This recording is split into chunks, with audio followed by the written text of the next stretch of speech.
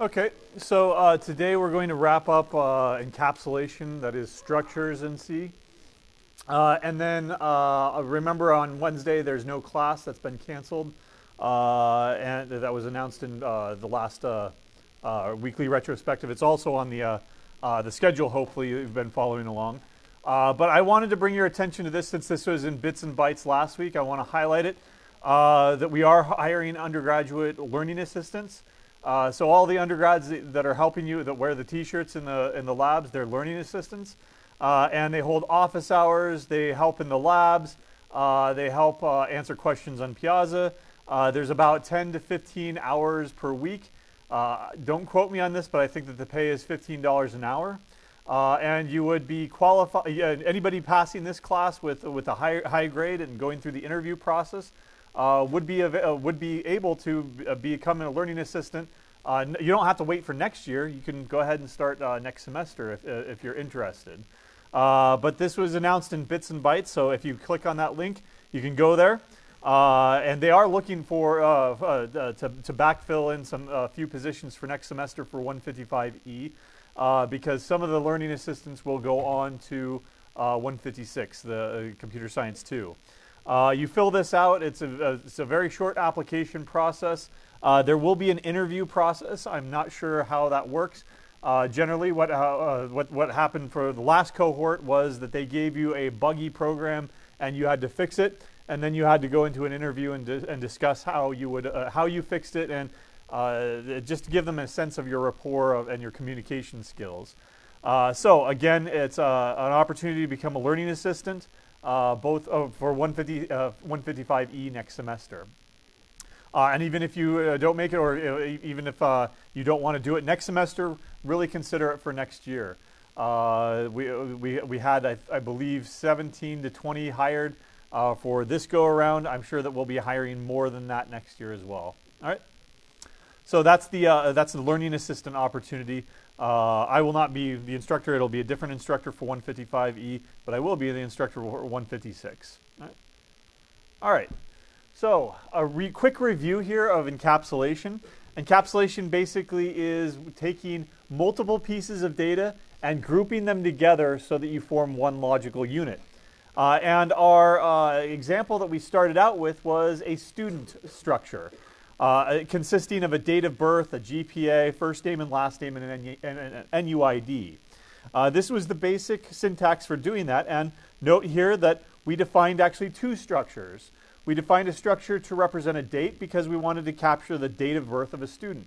But we separated that out because we were thinking about what makes a student, and we were decomposing it into parts, and then this part seemed like it was made up of other parts. Well, if you've got one thing, one logical entity that has multiple parts to it, that's when you form encapsulation. That's when you form a structure to take care of that. Okay? We went through a lot of examples, or a lot of ways of working with it. Just as a quick review here, if you have a regular old structure, say, take our example here again, student S, right? Then to access its member variables, what operator do I use in this case?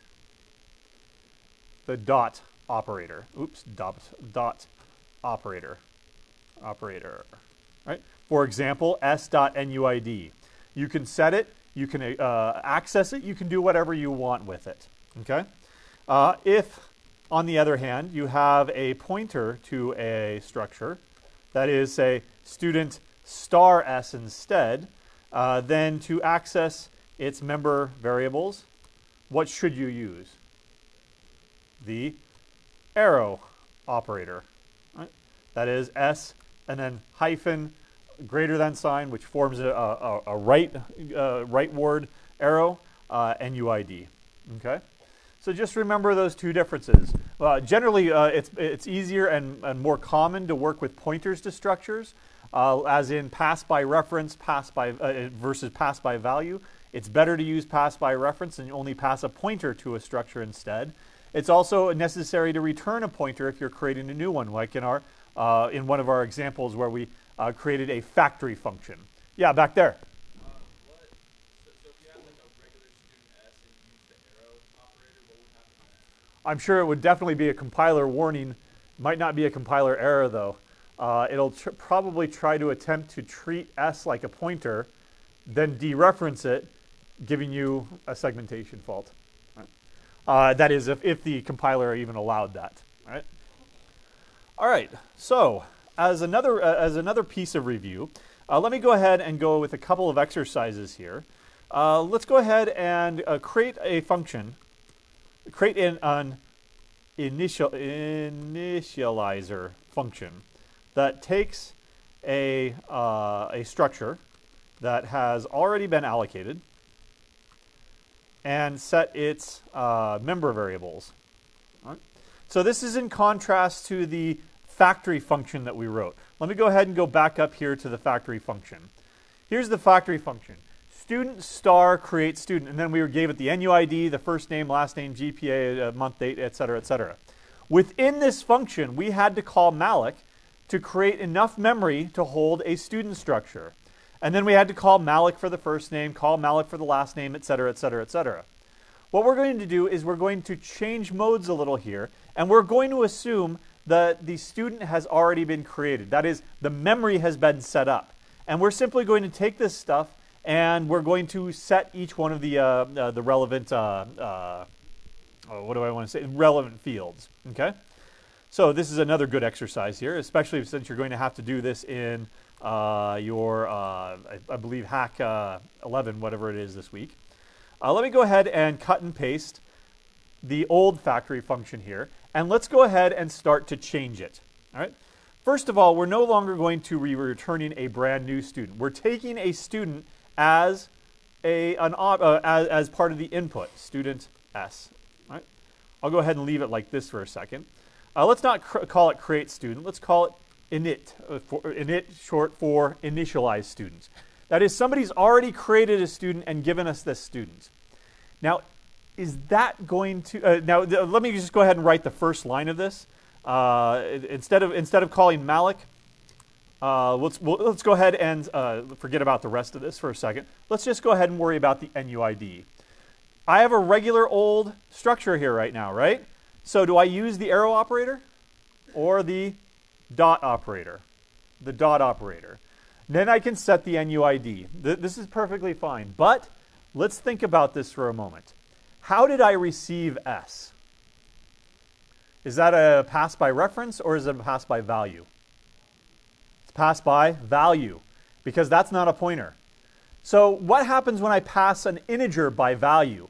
Int x, and I pass x to this function over here. How many x's do I have now? I have the original x in the calling function, and I have x over here as a parameter of the function.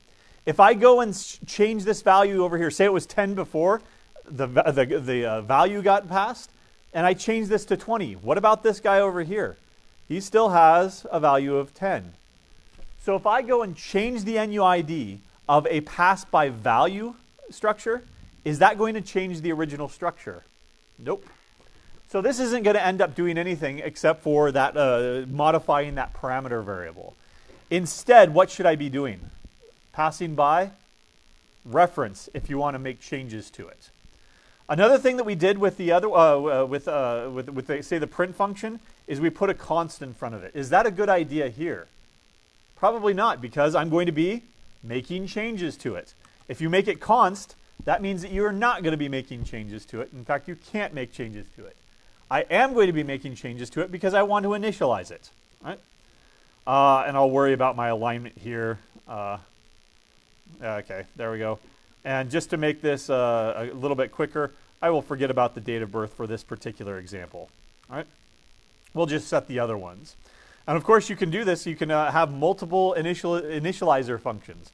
An initializer that takes just the first name and the last name, and everything else, it doesn't bother initializing those. And we'll see this pattern later on when we get into GTK. GTK is a graphical user interface library, and it allows you to create things like widgets, say a button, and it has about 50 different ways, factory functions, initializer functions, to create a button. Some of them you can provide everything, the color, the size, the label, 10 different things you can provide to this function. Sometimes you don't want to do that. Sometimes I just want a label. Give me the default value, default color, default behavior, whatever. And so there's another factory function that allows you to create a button with a label. There's another factory function that allows you to create a button, and then you can set stuff later on as you go along. So this is a very common pattern, to have a dozen different initializer functions or a dozen different creational functions. All right? So let's go ahead and continue here. Now, do I use the dot operator anymore? I changed this to be passed by reference, passing in a pointer. So is S is now a pointer. Do I use the dot operator? Nope. I now use the arrow operator and set the NUID. Otherwise, everything is pretty much the same. Right? I will go ahead and initialize the first name. Again, I would probably take these 2 lines of code and put it into a deep string copy function instead. And then reuse that here, reuse that here, reuse that everywhere that you want a deep copy. There is no return value anymore, although now that it's void, we could take in or we could return an error code instead. If somebody gave us an uninitialized student, S is null, or first name and last name are expected to be null because we're going to be calling malloc on them. Maybe we would consider it bad input if the NUID were a negative value, right? Because there are no negative NUIDs. We could return an error code instead. And that's because we now have that return value available to us. With the original create student, that factory function, that was not an option. Our only option was to basically return null if we had bad input, which we didn't do here, but we could have. Right? Now, looking at this function and looking at this function tells me we've got a lot of repeated code here. What should we do to get rid of repeated code? DRY, don't repeat yourself, right? Init student versus create student. I want both of those options. I'm not going to eliminate one of those, but probably one of these functions should call the other function. Right? And I'll let you think about that as you go into Hack 11 this week, because you're going to have to do the same creation patterns here of being able to create a new structure both this way and the initialization way. Think about which function more naturally calls the other function. Okay? But otherwise, everything else looks good on that. So another piece of review here. Right? Often cleaning up a structure involves several steps. We did this at the end of last time on Thursday. What we did is we had, for example, our student object, we have to clean up both strings for the first and last name. Then ultimately we have to clean up the structure itself. And you could get very, very complicated here. If you've got a structure that owns another structure that owns another structure, you've got this entire series of dependencies, right? If I've got a structure A that owns a structure B that owns a structure C, and I wanted to clean it up, if I just deleted A, what would happen to B and C over here? What if it looks something like this, right? A owns B and B owns C. What if I just deleted A? What if I freed up the memory that belonged to A? What happened to B and C here? Is there any way to get to B now? Nope. Is there any way to get to C? No. So if I'm going to clean those up, I can't do that anymore if I started at this end. So what do I need to do for, what do we have here? There's a name for this. When you've got memory that you can no longer free up. It has, like water, it leaked out, right? It's a memory leak. So what we need to do is we need to make sure that we start at the bottom here. If we've got, in this case, we've got a student that owns two strings, a first name and a last name. So we've got something that looks more like this. Student owns a first name and student owns a last name. What we need to do is we need to clean bottom up. And I depicted it left to right here, but you could go ahead and take this and twist it, and these would be the children of this thing right here. So let me go ahead and draw it like that over here. S owns both a first name and a last name. So what we need to do is we need to delete this bottom up. We need to delete the first name, free it up is what I mean. We need to then free up the last name, and then we can free this thing up here. If you've got a very complicated logic to do this, it's best to put it into a function so that you can reuse it. Right? And these are sometimes these are referred to as destructors, excuse me. A function that cleans up a structure for you is sometimes referred to as a destructor. Right? It's an antonym to a constructor. A constructor allows you to construct a new instance. A destructor destroys an instance. Okay. So let's go ahead and design one for our student structure here. I'm going to call it. What should we call it? If you wanted to destroy an array, what function would you call? You'd call free, right? And we're going to be calling free within this function. So maybe free student, right? We're going to free up the student, or destroy student, because we've got create student, then destroy student. That sounds more violent, so if you want to avoid that, then be my guest. I'll go ahead and go with destroy student, though. All right. It's not going to return anything, so I'll make it into a void function. We, again, could reuse this for an error code. Not all function. In fact, it's very rare to see a pure void function in the wild, because usually if it's void, then they use that return value for an error code of some sort. I'm not going to go into the error handling here, though. All right, so destroy student. Well, could I pass it by value? That's just a local variable. That's just a parameterized variable. If you destroy it, where is it allocated? It's allocated on that call stack. If I destroy something on the stack, who cares? That entire frame is going to get destroyed when I return from this function anyway. So I'm not doing anything. I need to pass by reference. Now, again, if I wanted to just free up the student, I could go free s. What will that do? That'll get rid of this right here. And now the children have been, what do we say? They're what? Abandoned. Okay. I was going to say it wasn't the parents' fault. It was our fault for destroying the parent without destroying the children first. So what do we need to do? Or usually that's called orphaned, and we do use that terminology here, right? They're orphaned children.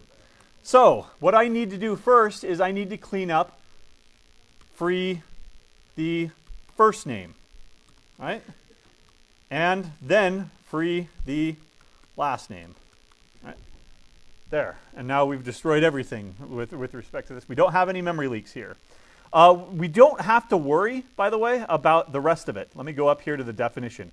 We don't have to worry about the GPA. We don't have to worry about the NUID, because those are just regular old variables. Those get cleaned up with the entire structure here. But these are pointers pointing to something else. And those don't necessarily get cleaned up unless we do it manually. This is another structure, and it gets cleaned up as well, because it's all encapsulated within this one structure. So this is all we have to take care of. If I had a middle name, I would need to come back here. If we redesigned it so that it had a middle name, we'd need to come back here and add this. What if it had an address? What if we wanted to keep track of the address of a student, the street address, that is? What is a street address? It has an address, a city, state, zip, right? At least 4 things, right? Maybe an extended zip, maybe latitude, longitude, whatever else you want to throw in there. At least 4 things. If it has 4 things, what is that screaming out to you?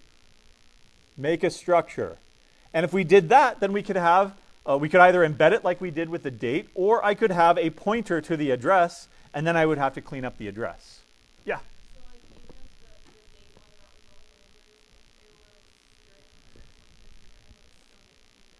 No, if it had pointers, then I would need to go back and clean up those pointers.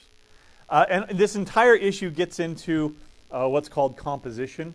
Who really owns these things? So let me go ahead and redraw the parent here, S. This is mostly from bad design. What if I had another structure or some other object in my memory, I'll just call it O for object, generic object, and it owned a reference to the same last name over here. Now what happens if I take the design approach that I just did with my destructor? What if I destroy the first name, the last name, and then I destroy the student, the parent right here? What have I done to this thing over here? I've pulled its rug out from under it, right? It no longer has access to this. It still has a pointer to this thing, but it's been freed up, right? And if you try to use this, that's definitely going to be a segmentation fault of some sort. So this gets into what's called composition, associativity, and I forget the third one. Basically, there are different levels of ownership with respect to pointers and other objects. That's way too much more like an object-oriented programming principles, and I don't want to get into the details here. But for now, just understand that we'll take the design approach that if it's in the structure owns it. The structure is therefore responsible for it. Anytime you clean up the structure, you need to clean up all the children associated with it. And you should never have a situation like this, where two structures own the same last name or whatever. That's why in our constructor, we designed it so that it did deep copies of everything. Okay? That gets us to my next example. But before that, I think that there was one more question, or not? No? Okay. Then here's my next example. Often, you may find it necessary or convenient to create copies. I'll highlight that, copies of structures. Right? Say that you want a copy of a structure so that you can manipulate that structure, but you want to keep the original. Right? And so to do this, it is convenient to write a copy function, right? That does this for you. Right? Because if you're gonna do it more than once, immediately just write a function to do it. Okay.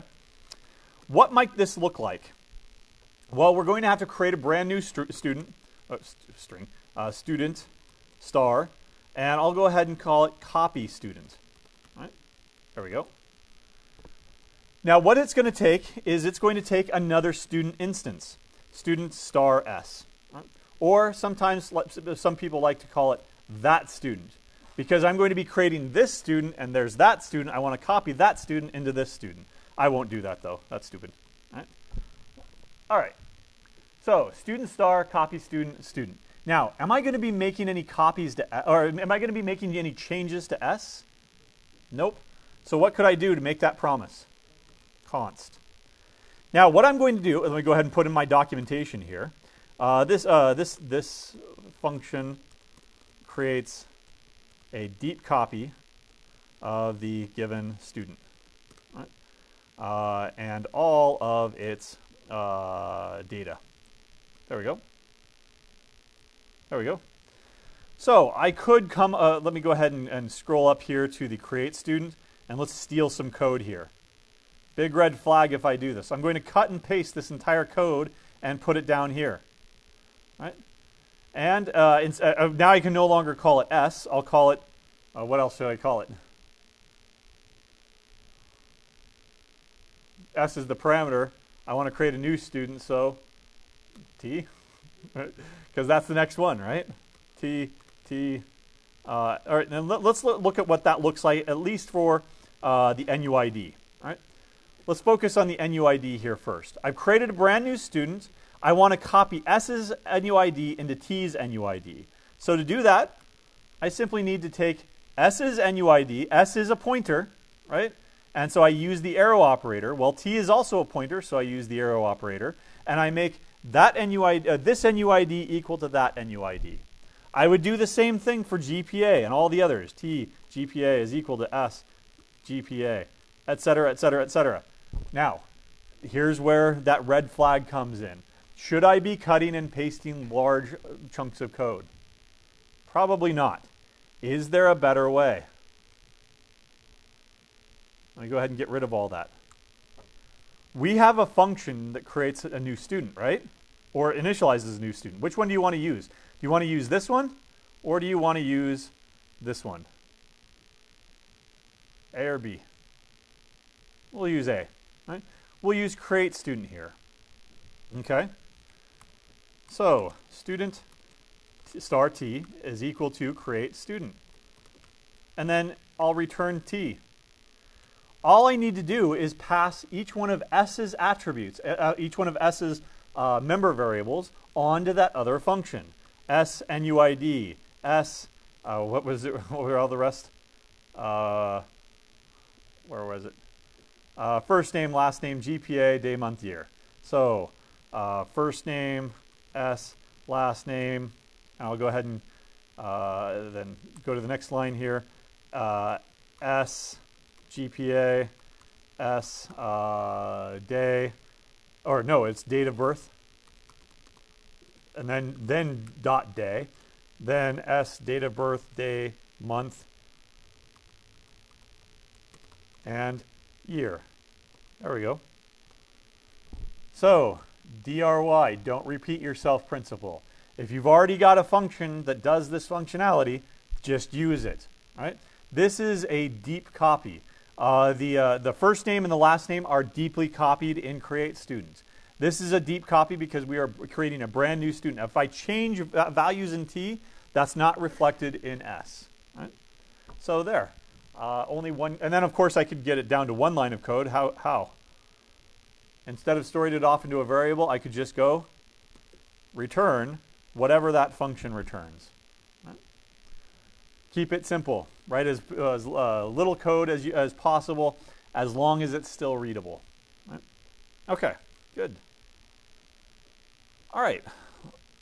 Well, we've only dealt with one structure up till now. What happens when you deal with arrays of structures? Okay. So let me go ahead and go into code mode here and just review how would we do an array of integers, right? I would create a variable that holds however many integers I want. Int star array is equal to int star, a call to malloc, n times size of int. There we go. Now I've got an array of 10 integers. What if instead I wanted an array of 10 students? Right? How would I do this instead? All I would need to do is change all my integers to students. So student star, I'll call it roster since there's multiple of them, is equal to student star malloc, and say I want 10 of them as well. 10 times size of student. There we go. And now I've got an array called roster of 10 students. Where is that first student? Roster sub 0, right? Dot NUID is equal to 31, whatever you want, right? Why did I use the dot operator there? Roster is a pointer, right? What happens when I put the square brackets there and I get a particular one? There are 10 of them here. I want the first one. So zooming in on the first one. What is that now? Is that a pointer still? Nope, that's a regular old structure. Right? And so all you need to do is use the dot operator because you've got a regular old structure now. Basically, by putting hopefully you recall this from arrays, but by putting the square brackets there, that is dereferencing. And that's doing pointer arithmetic for you. It's given 0, it means 0 bytes offset from the start of the array. Give me the first one. 1 would mean size of times 1 bytes from the start of the array, which would be the second one. Then 2, then 3, then 4. That's why we 0 index. It's because it's not representing an ordinal, the first, the second, the third. It's representing an offset of a memory location. All right? All right. Well, once we've got this, how would we do it? How would we pass an array of structures to a function? Say I wanted to do something like void print roster. All right? I want to print everybody's information out. I'm going to be given a roster, so student star roster. What else do I need to be told if I've got an entire collection of students, an entire roster of students? It's size. How many are there in there? N. Okay. And then I could have a for loop for int I equals 0. I is less than n, I plus plus. Right? And then we need to print, to do. Right? Print the student, the ith student here. Right? All right, this is a good review. How do I print the ith student? Well, the ith student is where? Roster sub I. Right? Did I already write a print function? Seems to me that I did somewhere. All right, let's go up and check it out. There, I wrote print student. Except, what does it take? It takes a student star. It takes a pointer. So is this correct? I'm going to go ahead and call that print student of roster sub I. Is that correct? Is roster sub I a pointer? We just answered that question, right? It's not a pointer. It's a regular old structure. But print student is requiring us to give them a pointer. By putting an I there, I'm, again, doing a memory offset. Here's the 5th student here at index 4. Right? I want a pointer to that memory location. Roster sub 4, or I guess roster sub 3 would give me the 4th one. That's a regular old structure. How do I get a pointer to it? If I've got a regular old variable, how do I get a pointer to that variable? I heard it. Ampersand. Right? And there. Done. The magic of function reuse. The DRY principle. Don't repeat yourself. If you already got something that does the job, use it. It's just that you have to understand how to use it. That by having, I start out with roster, which is a pointer. Then I dereference it by indexing it. Now I need it to be a pointer again, so I need to throw in an ampersand in front of it. Okay? All right. That's good. Here's what it actually looks like in memory. I'm just going to pull this from the book. Is this big enough? Yeah, there we go. Here's what it looks like. Student star roster is pointing to the first element in that array. They're all contiguously allocated. Just like if I created that, when I created that array of strings, or not strings, integers, I had 10 integers here, one after the other, right? You don't have to do it this way. There are other alternative ways of doing it. And now, for 90% of the stuff in this course, do it this way. If you want to do it some other way, then fine. Read the read what section is this? I forget. 23 section. Chapter 3, I forget what section this is. But read the book, because there are other ways of doing it. Here's a non-contiguous way of creating structures, where you have an array of pointers, and each one of those pointers is pointing to something different, somewhere different in memory. Basically, your structures are no longer contiguously allocated one after the other. This is just an alternative way of doing it. There may be some instances in real life out there in the wild where you would want to prefer the first one over the other. Usually it has to do with caching and memory and page hits and stuff like that. Really low-level stuff that you don't have to worry about in this course. And generally, if you want to keep things at a high-level abstract, you don't want to have to worry about that at all, right? But that's another alternative way of doing it. The way that you would do it is you would create a, well, what is the roster now? Student star star. Normally, we treated that as a two-dimensional array. This is not a two-dimensional array. It's an array of pointers. Each pointer is only pointing to an array of size 1. So in that sense, it's a two-dimensional array. It's just that there's only one dimension, right? An array is two-dimensional. It's just that all the other dimensions are 0, right? So it's just a way of looking at it, basically. There's also a third way of doing this, which is a compromise between those two and provides the best of both worlds, where you have an array of pointers and then you have a contiguously allocated array of structures. The pointers, the first pointer points to the first one, the second pointer points to the second one, the third pointer points to the third one. Why would you want to do something like this? Let's go back to the first example, where everything is contiguously allocated. Each one of these guys is only 40 bytes. If I wanted to swap two of them, say I wanted to sort them somehow, I wanted to swap this one with this one, I need to copy 40 bytes of memory over here, copy this 40 bytes over here, and copy this 40 bytes over here. Not that big of a deal for 40 bytes.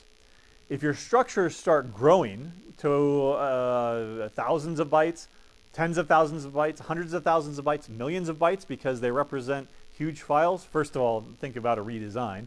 But if you are doing a bunch of memory copies of large structures and swapping this out, swapping that out, you could start to see a performance drop. Now, what about this alternative right here? What if you wanted to swap two things? You don't touch anything in that second array over there. It's going to be contiguously allocated and you will never touch it again. Instead, to swap two things, all you need to do is come over here to the pointers. This one points to this one and this one points to this one. All I want to do is swap the pointers. And all that is 8 bytes. Right? I'm swapping 8 bytes over here instead. And that's way better than 40 bytes or 100 bytes or 100,000 bytes or whatever it might be. Whichever one you want to use, it really depends on the system architecture. It really depends on what you're doing. There's also an argument for making sure that it's sorted up front and then never resorting it and not having to worry about it, etc. But here, the advantage of this is that swapping two things means that you're only swapping pointers rather than swapping the entire thing. Okay? Again, if you want to learn how to actually allocate these things, it's in the videos, and also it's all the code here is in the book. Okay. All right. Question? Is there a question though? No. Okay. All right. So, just to, I guess, summary. Right. Basically, principles of design. Right. Design. When defining or designing an object or structure, think about the essential pieces of data that make up that object. And that tells you that you should use encapsulation. Take all of these things and logically group them together.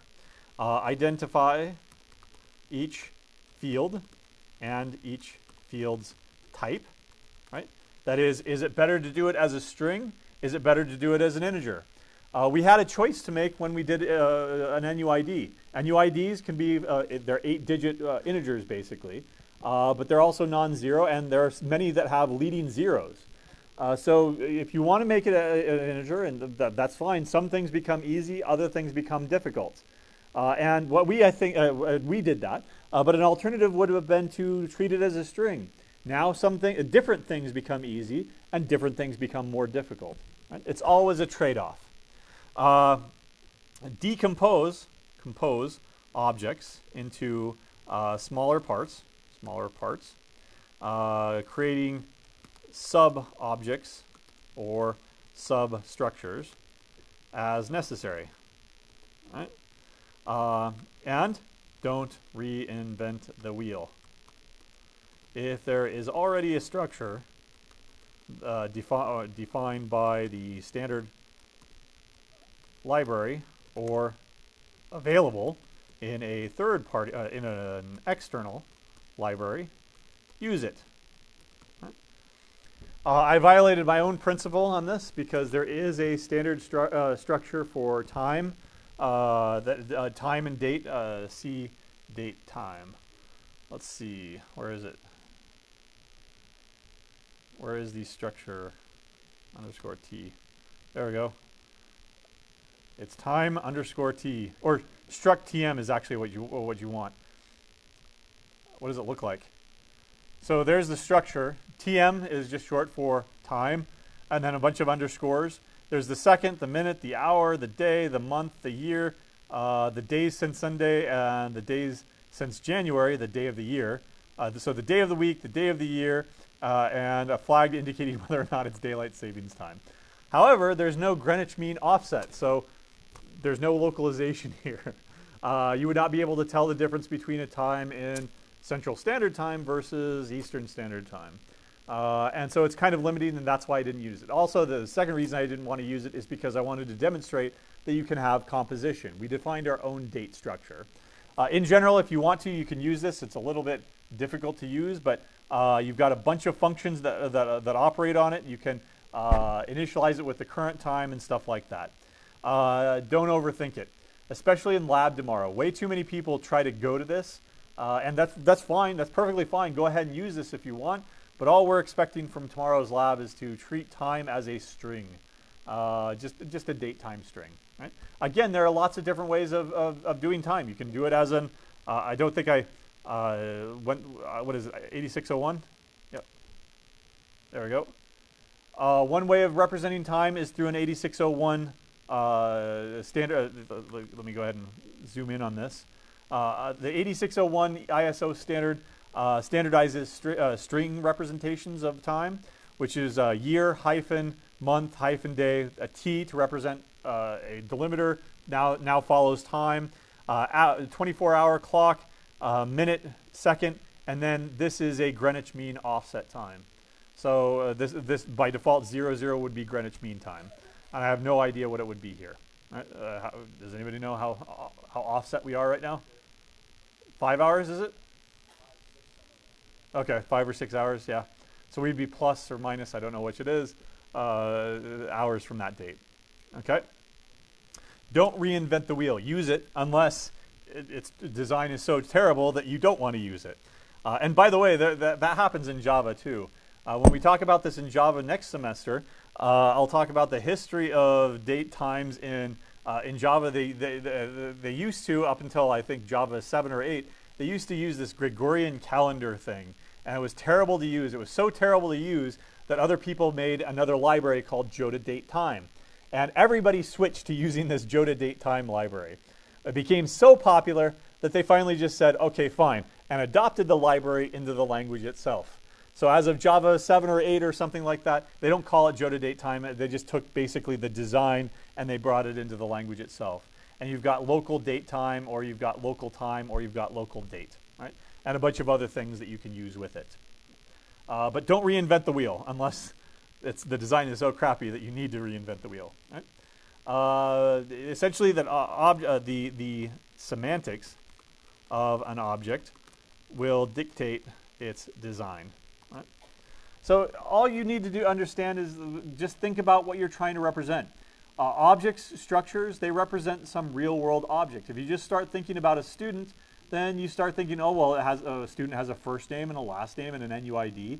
And what are those things? Well, they're a couple are strings, and GPA, okay, well, that's a floating point number, right? You don't have to think too hard about these things.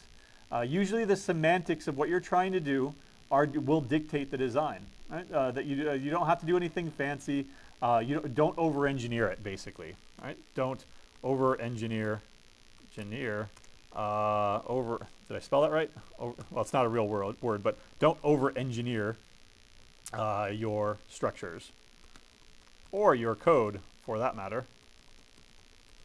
This is another acronym that you should probably learn. There we go. YAGNI.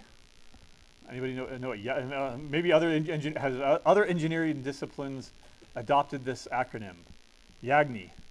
You ain't gonna need it, right? So over-engineering. All right, let's build this widget. Well, the widget also has to have a digital output, and it has to have a Bluetooth because we might in some day in the future need to communicate to it, right? Coffee machines. Do coffee machines really need to be connected to the internet? That's over-engineering.